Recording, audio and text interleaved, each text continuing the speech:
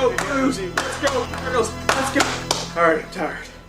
Been doing that for a week. We haven't stopped. We're so excited around here. That may be the gayest intro ever to a YouTube video. Welcome to the mecca of sports right now, right here in St. Louis. Everything is going just wonderful except for our picks from last week. This is week 6 of the NFL season. But we'll just take you back to last Saturday when our Missouri Tigers put a whipping on Vanderbilt Saturday. Moved into the top 25. Barely. Sunday, our St. Louis Rams beat the vaulted AFC Defending something Jacksonville Jaguars. Whipped them. Ran all over them. Well, we were kind of behind for a while, but we won. give them a chance. Make them feel good about themselves. Our St. Louis Cardinals won the division series against those lowly little Pirates, pesky little Pirates. That was just last night, and I think the Blues won the Stanley Cup somewhere and nobody heard about it. Go Blues! Yeah, the Blues off to a 3-0 start, whipped the shit out of the Chicago Blackhawks last night. Was able to watch both. It's called remote control. So man, it's been awesome except for our picks last week, which sucked dick. Yeah. But we had fun picking them. Yeah, we did. It was fun putting it together. We disagree on 1, 2, 3, 4, 5 of them this week. It was 6 till I saw that Thad Lewis was starting for the Buffalo Bills, and I changed my pick.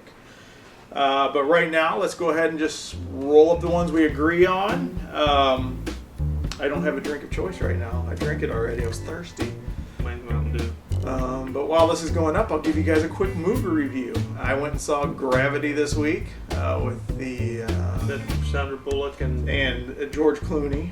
Yeah. And that's all who's in the movie. There's nobody else in this movie. It was an hour and a half. It was short and sweet. Now, I did go see it at what's called The Lounge, which is a place where you can go. It's you got to be 21 and over. It's leather seats. They're heated. You get to drink some booze while you're watching it.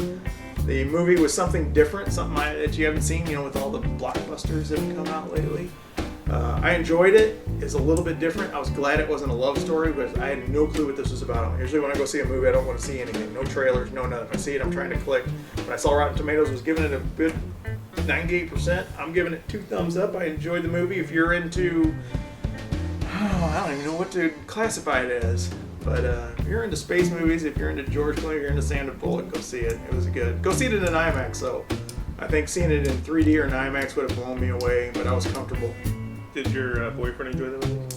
I had to go with my son. No. His girlfriend let him go out with me. That's so sad. Yeah. Fuck it. All right, let's go ahead and get started. First game up, the Packers travel to Baltimore. I don't know what Baltimore team's going to show up, but I know what Packer team's going to show up. Man, -3, I like it. I don't think the Ravens are going to have the firepower to keep up with them, so give me the Packers -3. Yeah, you should always check who I'm picking in this because I don't think I've missed on a Baltimore game yet this year, which will probably mean I miss this week. Sweet. But, yeah, Baltimore's up and down. It's like every week they're up and down. Last week, went down to Miami, won. This week, playing Green Bay at home. Green Bay's had a bye week. Or not bye week. They played Detroit last week. They beat Detroit. Detroit without Calvin Johnson's like a bye week. Yeah, sort of. But the one thing I worry about with Green Bay, I know the offense. They're going to be able to pass the ball. Don't know about running the ball that much with Lacy. But Clay Matthews is out 4 weeks. It's a central point of the Packer defense. I think Baltimore should be able to attack that. I like it to be, it could be a 3-point game. We could have a push here. I don't know. But for some reason at home, I'm taking Baltimore. Next game, we've got Pittsburgh going on the road to the New York Jets. Jets coming off a big victory over Atlanta last week. Pittsburgh's coming off a bye. You got Le'Veon Bell. I think he'll do all right. I can't see Pittsburgh going 0-5 to start the year. Why not? Huh? Why not? Well, I can see the Giants doing it, but not Pittsburgh. But the Jets have played really well. The defense looks really good. You got Sheldon Richardson there, one of the top rookies on the defensive side. Playing like a beast. Yeah, and the offense is actually looking good. But for some reason, I've got to take Pittsburgh here with the extra week to prepare for this game. kind of regroup. I like them to go on the road into at least cover plus 2.5 here. Yeah. Pittsburgh, fuck your football team, fuck your baseball team, and fuck your hockey team. I'm taking the Jets. Next up, we've got the... That's some good logic. I'm in a hate Pittsburgh mode last night. I don't know why. I mean... you know what? Screw their little... Well, you know what? Okay. They're- I'll tell you why I hate Pittsburgh. It starts off every fucking year, and I'm sick of this TBS fucking coverage on the Cardinal games. All last year, nobody except for the is it Pedro Martinez that's on that TBS crew that's at the end, the one that can't. Yeah. He's the only guy that picked the Cardinals last night, and he's the only true baseball guy on that fucking thing. He played the game. No. Everybody else was like, I want to see that Cinderella story. Fuck you. We're the best team in the league. No, you need to hate TBS. Don't hate Pittsburgh. I mean... Well, they made me hate Pittsburgh. I mean, I hate the Steelers for the fact that they screw us with our bets all the time. That too. But not the Pirates. I mean... Oh, where the hell are we Seahawks, Tennessee. Yeah, I like the way the Titans have been playing defense. Seattle's going to win this game. 13.5. That just seems a lot. Seems like Tennessee's always in these close games. I don't care that they've lost Jake Locker. Hopefully Chris Johnson can show up this year. Yeah, I mean, it'd be nice to just see a Chris Johnson sighting for once, but just look for the Titans to find a way to keep this close. I don't care how loud it is up there. 13.5 is a lot of points, and I think Seattle wins this game, but it's just not going to. It's going to be maybe 8.7 points. I always look at the Seattle at home and go, they don't lose at home. So No, I don't expect them to lose this game. But I always seem to go against them with the point spread gets over 7 points. I'm like, well, they're good, but they're not that good. And every time I'm wrong. I look at San Francisco a couple weeks ago. I thought San Francisco would keep that game close, and they got blown out. This team, they've had, I think, 2 weeks in a row they were on the road at Indy, at Houston. They're home. They're going to be fired up. They're coming off a loss.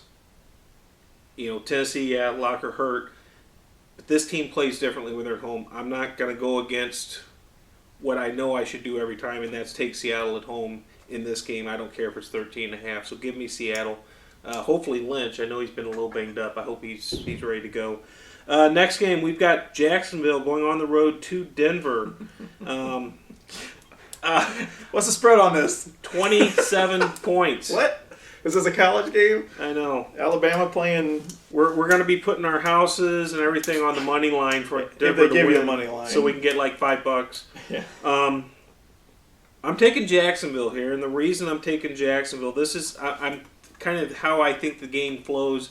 I see the game being like 31-3 at halftime, something ridiculous. The gas. And I think Peyton Manning maybe plays 2.5 to 3 quarters, and then you're going to get your backups in there. And I think there's going to be that moment where you get a late touchdown, something at the end where Jacksonville stays within range. To me, it's not Peyton Manning, it's not John Fox's place to go out and try and win by 50 points. I just don't see him doing that. I mean, they can, don't get me wrong. I mean, that's 27 is easy for them to cover, but I think Jacksonville, you got Blackman back. He seemed to change the offense a little bit. Henny's probably going to be playing. That's another bonus over Gabbard. So I'm going to take Jacksonville to try and stay within 27 points. I think they can with Denver maybe laying off, putting on the brakes a little bit at the end. Yeah, I see Peyton Manning going for a record game. It just seems like he's just on a mission this year. The Jaguars are horrible. We got stuck with actually halving. We had no choice. I had Sunday ticket last year, but I'm not paying $300 or whatever the hell it is to get Sunday ticket again this year when you get half the games anyway. But we got stuck watching the Rams and the Jaguars last week. The Jaguars are horrible.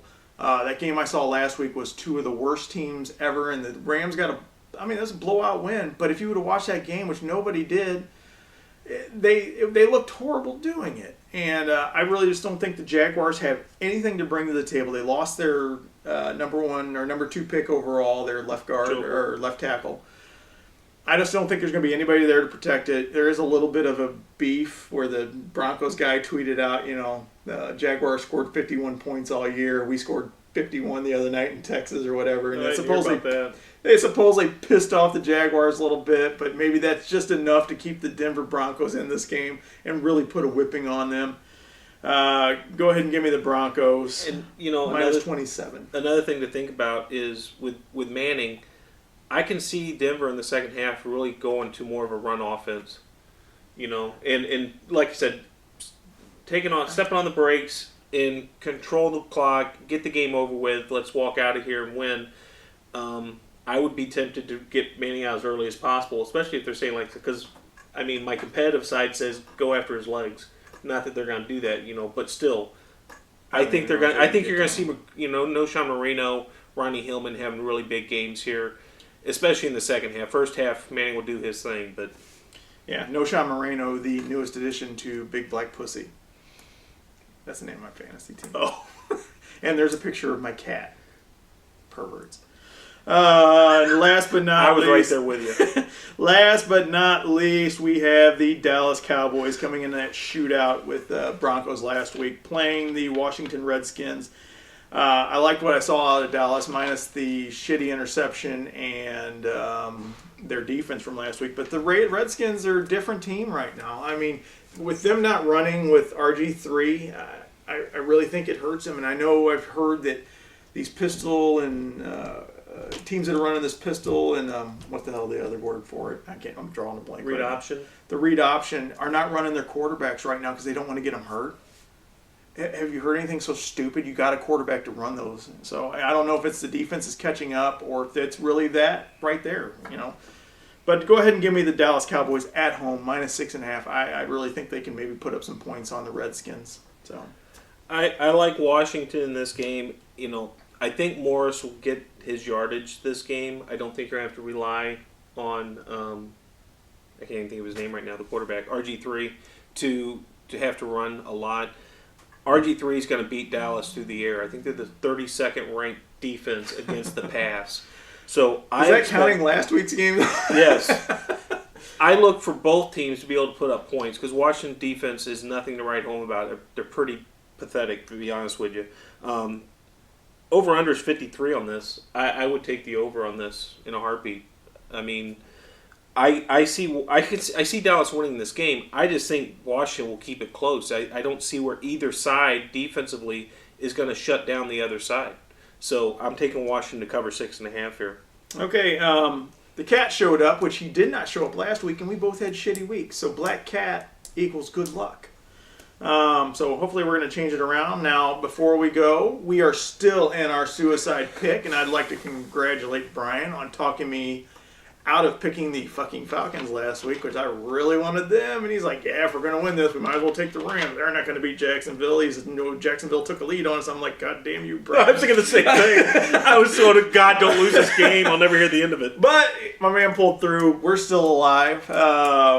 We are tossed up this week between... well, we've already used Seattle and Denver. We can't use them. Yeah, this is a suicide pool that we're in that you cannot use the same team twice in a year. So I think we're looking at Houston. Houston against our St. Louis Rams, and Houston lost by, 30 last week? 37-3 or something. And the Rams had a blowout win, but what are we doing taking Houston? The Rams still suck. I mean, and then the other one was... Arizona at San Francisco. And I like the way the Rams got San Francisco back on track a couple of weeks ago. It seems like maybe they've kind of righted the ship. Cardinals coming off a pretty big victory over Carolina at home, but going to San Francisco is going to be a little bit different place. What do you think right now?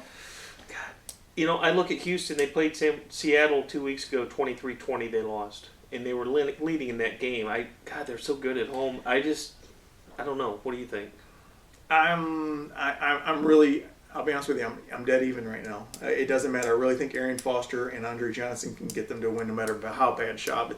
His pick 6, he might throw another one. I mean, the Rams aren't that bad on defense, but I just don't see it costing him a game. I just see Arian Foster and Ben Tate having big days, but I also like San Francisco at home against Arizona. We're taking San Francisco at home then. Okay. Suicide pick of the week?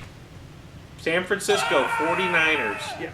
So. Put it on the board, yeah! Divisional game, we're not scared. I don't see the Cardinals winning 2 games, especially on the road with against the 49ers. So, all right, the cat's back. I got ribs getting ready to go on the grill, and I'm hungry as a mofo. I'm trying to drop some weight, so I've been starving my ass throughout the day. I've lost. I think you're supposed to eat more smaller meals. I've had a couple Sundays. Yeah, okay, I've had 2 Sundays today.